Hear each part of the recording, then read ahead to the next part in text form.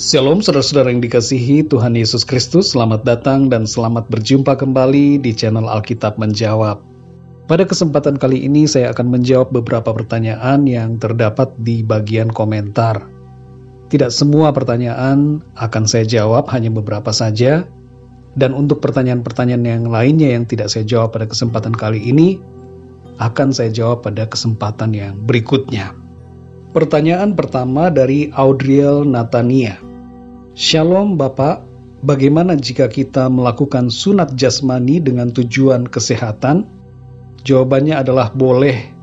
Sunat jasmani karena alasan medis, untuk tujuan kesehatan diperbolehkan.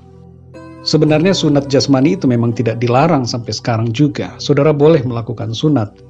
Tapi jangan melakukan sunat karena berpikir bahwa kalau tidak melakukan sunat maka saudara tidak selamat. Inilah pemahaman yang salah.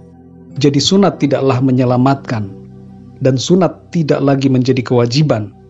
Tapi kalau saudara mau bersunat karena alasan medis, silahkan, tidak dilarang.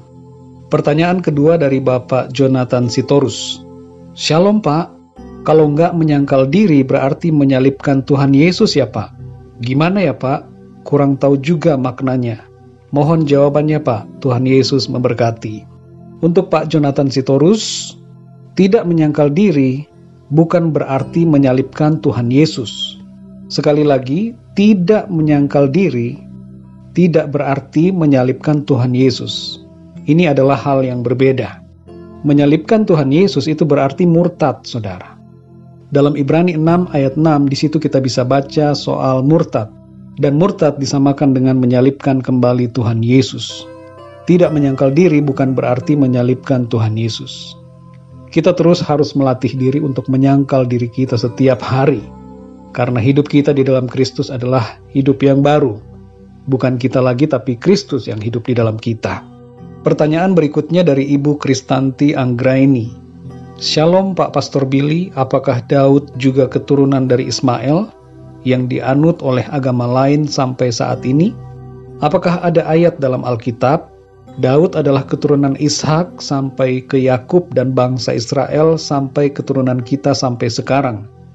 Pertanyaan saya, mengapa orang yang beragama lain membedakan keturunan antara Ishak dan Ismail sehingga sampai sekarang menjadi suatu perdebatan, padahal keturunan Ishak juga mengambil istri dari keturunan Ismail? Terima kasih. Jawaban untuk pertanyaan ini pertama adalah Daud bukan keturunan dari Ismail. Dapat kita baca dalam Matius 1 ayat 1 sampai 14, di mana di situ terdapat silsilah Tuhan Yesus Kristus, dan di situ dengan jelas kita dapat melihat bahwa Daud keturunan dari Ishak. Ismail sebenarnya tidak ada hubungan dengan agama saat ini. Untuk pertanyaan mengapa orang yang beragama lain membedakan keturunan antara Ishak dan Ismail sehingga sampai sekarang menjadi suatu perdebatan, itu karena ingin mengklaim dan menghubungkan agamanya dengan Abraham.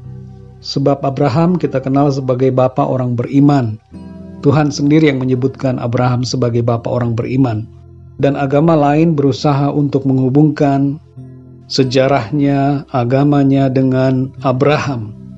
Dan untuk itu Ismail yang dijadikan sebagai landasan atau garis yang menghubungkan. Padahal tidaklah demikian kalau kita pelajari sejarahnya. Pertanyaan berikutnya dari Ibu Triana Marlina. Semoga saya nggak salah ya, Ibu atau Mbak Triana Marlina. Shalom Pak, terima kasih. Dan ada beberapa orang juga yang tidak ingin menyebutkan Tuhan, melainkan dengan universe. Bagaimana menurut Bapak? Mohon pencerahannya. Jadi, penyebutan Tuhan adalah sesuai dengan Alkitab. Kita mengikuti Alkitab, saudara. Kita tidak usah mengikuti yang lain. Konsep di balik penyebutan Tuhan dengan universe adalah adanya kepercayaan bahwa Tuhan, Sang Pencipta itu telah menyatu dengan alam semesta. Tuhan itu sudah perlahan-lahan meleburkan dirinya dengan alam semesta. Dengan demikian mereka percaya bahwa tidak ada lagi Tuhan, satu pribadi Tuhan yang mengatur alam semesta karena Tuhan itu telah menjadi alam semesta. Sehingga dengan demikian mereka memanggil Tuhan itu dengan universe, alam semesta. Hal ini jelas sangat berbeda dan sangat bertentangan dengan apa yang diajarkan firman Tuhan. Kita harus tetap berpatokan kepada firman Tuhan, kepada Alkitab, bahwa Tuhan kita panggil dengan Tuhan. dan panggil dia dengan Tuhan Yesus, itu sudah cukup. Jadi sekali lagi jangan panggil Tuhan dengan universe, karena universe atau alam semesta itu berbeda. Alam semesta adalah ciptaan Tuhan, sedangkan Tuhan adalah pencipta.